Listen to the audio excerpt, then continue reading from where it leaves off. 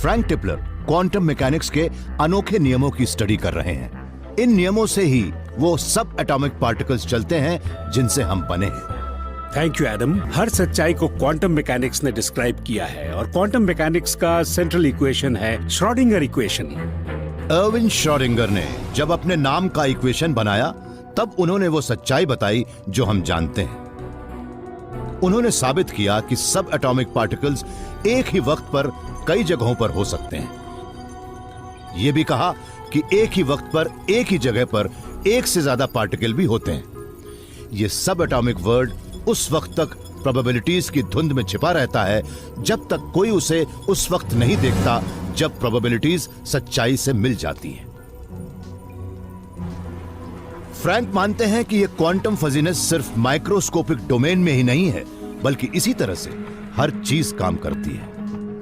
लोग कहते हैं कि ब्रह्मांड के बारे में क्वांटम मैकेनिक्स जो भी कहता है वो कोरी बकवास है, मगर जो श्रोडिंगर इक्वेशन को देखता है वो यही मानता है कि ये तो हर चीज पर लागू होता है, सिर्फ एटम्स पर ही नहीं बल्कि इमारतों पर, उनमें लगे कांच पर और पूरे ब्रह्मांड पर भी। अगर फ्रैंक की बात सही है तो हर चीज उस वक्त स्किज़ोफ्रेनिक होती है जब उन्हें कोई नहीं देख रहा होता। वो अपने कई रूप में लगातार शिफ्ट होती रहती है। स्टील के इस ढक्कन के नीचे हर वो डिश है जो फ्रैंक मंगवा सकते हैं, मगर ढक्कन हटाने के बाद फ्रैंक जब उसे देखते हैं तब ही पता लगता है कि सच असल में क्या है। क्या बात है, ऑयस्टर्स। मगर सिर्फ यही डिश क्यों, कोई और क्यों नहीं? ज्यादातर साइंटिस्ट्स मानते हैं कि फ्रैंक के ऑब्जर्वेशन की वजह से नेचर को अचानक ही एक फैसला लेना पड़ा। पलक झपकते ही हर पॉसिबल रियलिटी बदल गई, मगर फ्रैंक मानते हैं कि उनका यह अंदाजा सही नहीं है। वो इस नतीजे पर पहुंचे कि जब हम कोई मेजरमेंट लेते हैं उस वक्त कई ऐसे पॉसिबल यूनिवर्सेस भी होते हैं जो एक असली ब्रह्मांड में चले आते हैं, मगर ये बात क्वांटम मैकेनिक्स के मैथमेटिक्स के लिहाज से सही नहीं है। फ्रैंक मानते हैं कि हर मुमकिन नतीजा अपने पैरेलल यूनिवर्स में एक सच्चाई बन जाता है। इस ब्रह्मांड में तो फ्रैंक ऑयस्टर्स खा रहे हैं, मगर किसी और में ये कबाब खा रहे होंगे, तो किसी तीसरे में श्रिम्प जम्बालाया। हम ये बात तो शुरू से जानते थे कि असल में कई ब्रह्मांड हैं, मगर फिजिसिस्ट्स अपने ही इक्वेशंस पर यकीन नहीं करते हैं।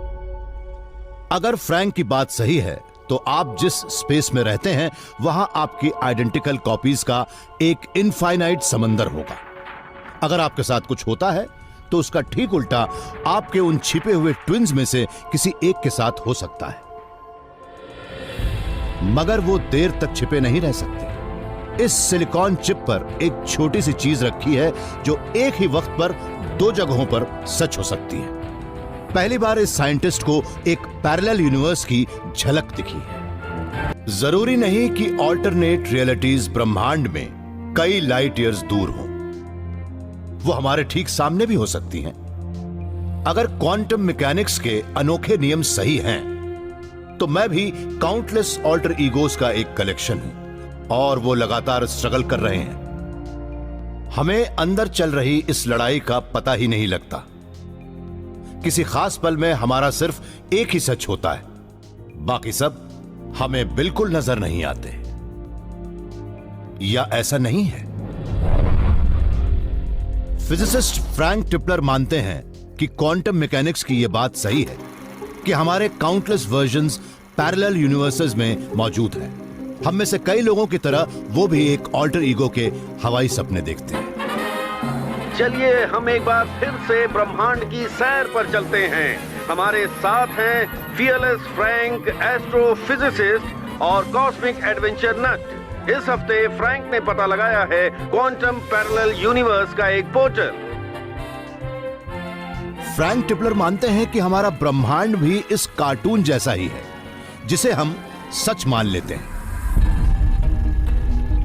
सामने से देखने पर कार्टून एक सिंगल ऑब्जेक्ट नजर आता है, मगर वो भी सेल से बना है। हम एक ट्रांसपेरेंसी का इस्तेमाल एक यूनिवर्स को रिप्रेजेंट करने के लिए कर सकते हैं, मगर सच तो ये है कि एक दूसरे पर जाने कितने ब्रह्मांड सुपर इम्पोज्ड हैं। एक नजर न आने वाली चीज एक ही वक्त पर कई जगहों पर हो सकती है। फ्रैंक के मुताबिक उनमें से हर एक अपने पैरेलल यूनिवर्स में सच बन जाती है। जब भी हम इनका मेजरमेंट लेते हैं तब हर फ्रैंक टिपलर की तस्वीर एक खास रिजल्ट देती है। एक ब्रह्मांड में कोई चीज हमारे नजरिए से सिर्फ एक ही जगह पर दिख सकती है और ऐसा लगता है कि हमारे इस ऑब्जर्वेशन की वजह से बाकी सारी पॉसिबिलिटीज खत्म हो जाती हैं, मगर जो दिखता है वो धोखा भी तो हो सकता है। हमें पॉसिबिलिटीज को सिर्फ पॉसिबिलिटीज की तरह नहीं देखना चाहिए। बाकी सच्चाइयां सिर्फ इसलिए नहीं खत्म हो जाती कि मैंने एक को अपने हाथ में पकड़ लिया है। वो यही है, उनका वजूद है। अगर हम एक बार में सारे ब्रह्मांडों को देख सकें तो फ्रैंक टिपलर के अनगिनत रूपों का एक ही वक्त पर एक ही मेजरमेंट लेंगे। हर फ्रैंक उस चीज को थोड़ी अलग जगह पर देखेगा। ये छोटी छोटी बातें वक्त के साथ एम्पलीफाई होती हैं, जिससे पैरेलल वर्ल्ड्स में अलग अलग नतीजे होते हैं।